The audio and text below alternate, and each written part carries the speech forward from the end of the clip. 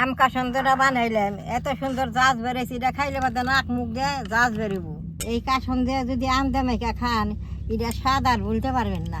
আম কাসন্দটা বানাইতে খুব সহজ, আপনারা এরকম করে ঘরে বানিয়ে খেয়ে পারবেন। নমস্কার। জ্যৈষ্ঠী মাসে আগে আমরা ঘরে ঘরে আম কাসন্দ বানিয়ে সবাই খাইছি। আজকে আমি আম কাসন্দ বানিয়ে আপনাকে দেখাবো। আম কাসন্দ বানাইতে বেশি কিছু না, দেখে নিয়েছি আম নিয়েছি, কালা হৌসা নিয়েছি, ধলা হৌসা নিয়েছি, আদা নিয়েছি, আর এই যে কটা কাঁচামচ নিয়েছি। এইতে সুন্দর করে আম কাসন্দ বানান যাব। এর আগে যে কাসন্দ বানাইছিলাম সবাই খাইছে, আপনাকে বাড়িতে দূরে, হয়তো আপনাকে দিয়ে হারলাম না। তাহলে আজকে আবার আম কাসন্দ আমি কীভাবে বানাই আপনারা দেখেন। আম কাসন্দ বানাইলে অল্প আমেই হয়। 2টা আম নিয়েছি, এখন ছুলিয়ে নুম।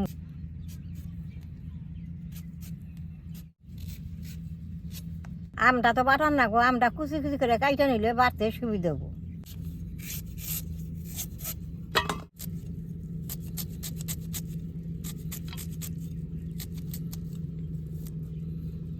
এইভাবে আমরা কুচি কুচি করে কাইটে নেব।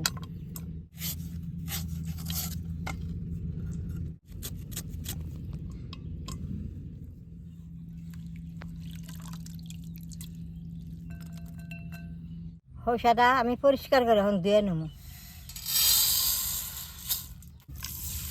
আমি তো 2 রকমের হৌসা নিচ্ছি, আপনারা 1 রকম হৌসা এলেও বানিয়ে পারবেন।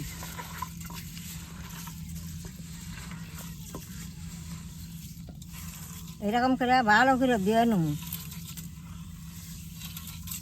কালা হৌসাটা বেশি করে নিলে বাদে কাসন্দটা খাইতে অনেক দক হয়। এই দিন কালা হৌসা বেশি নিছি, সাদা হৌসা কম নিছি।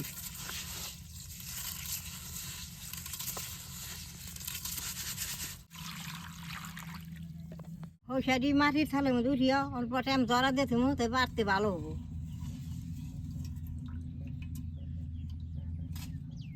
এর আগে তো আমি কাসন্দ বানাইছিলাম, সেই গতিকে আমি কম করে নিছি, আপনারা বেশি করে দিয়েও বানিয়ে পারবেন। দাদা ভাই, দিদি ভাই, আমি হৌসাগুনে পাঠাই বাইটা নেবো, আপনারা মিশিংয়ে দিয়েও ফাঁকি করে নিয়ে পারবেন। আমি এই বেলে সুন্দর করে বাইটা নেবো। যে দেখেন আদা খন্ড খন্ড করে নিছি, মোষটা খন্ড করে নিছি, হৌসা নিছি, আপনি ফ্যাস করে বাটন রাখবো।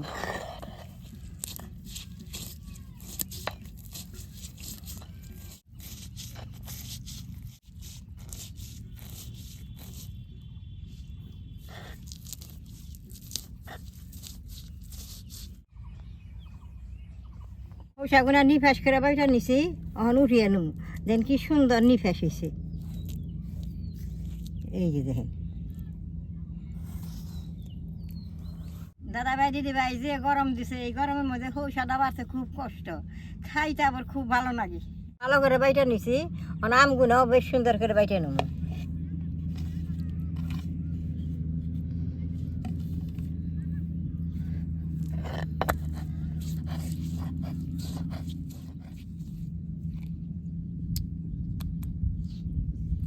আমি কটা জিরা নিছি, জিরা দিয়ে বাইটা নেব। জিরাটা দিলে বাদে কাসন্দরা খাইতে আরো বাসনা হয়।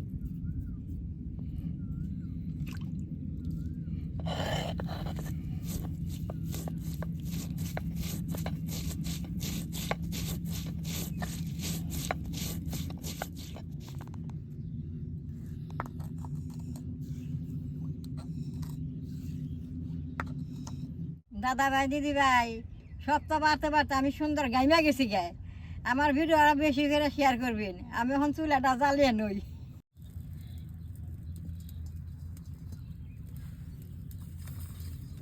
কাসন্দ বানাবার নিকে জলটা করার মধ্যে বেশি করে দিয়ে দিব, জল করে শুকাই দিব।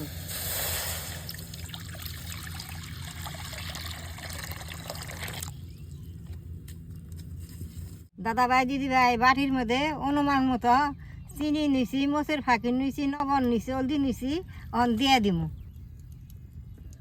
অন জলটা বেশ সুন্দর করে জাল করবো, বক বকে যে তৈরি বলক না তৈরি, খালি জাল করেই থাকুন আর এরকম করে নাইরা থাকুন।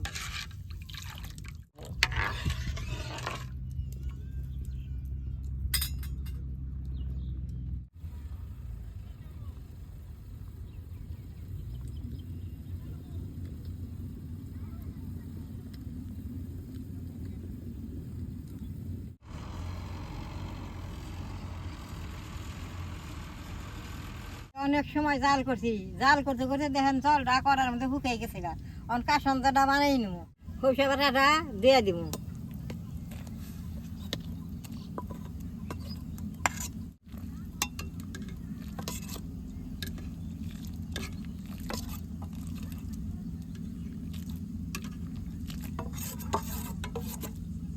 বাটা আম বাটাটা দিয়ে দিব, বারো বারো জাল দিব আর নাইরে থাকুন। দাদা ভাই দিদি ভাই, আম কাসন্দ বানাইলে বাদে সরষের তেল দিয়ে দেন নাকি? আমি অল্প সরষের তেল দিয়ে দিব।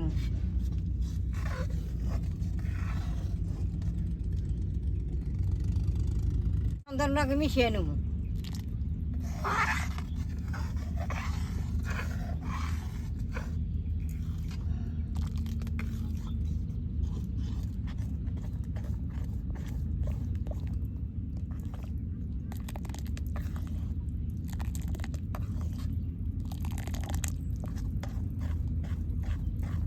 দিদি ভাই দেখেন কাসন্দর কালারটা কত ভালো হয়েছে। কাসন্দটা হয়ে গেছে, ওর নামেই নেব।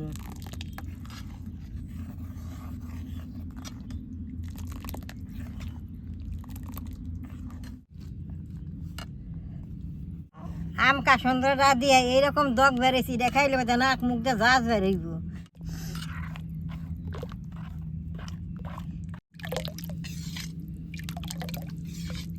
ভালো করে কাসন্দটা জুড়াই নিছি, এখন এই কাছের বোমটার মধ্যে বইরা থুয়ে দিব।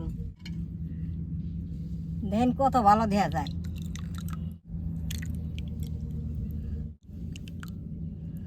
এই কাসন্দ দিয়ে যদি আম দামাইকা খান, এটা স্বাদ আর বলতে পারবেন না।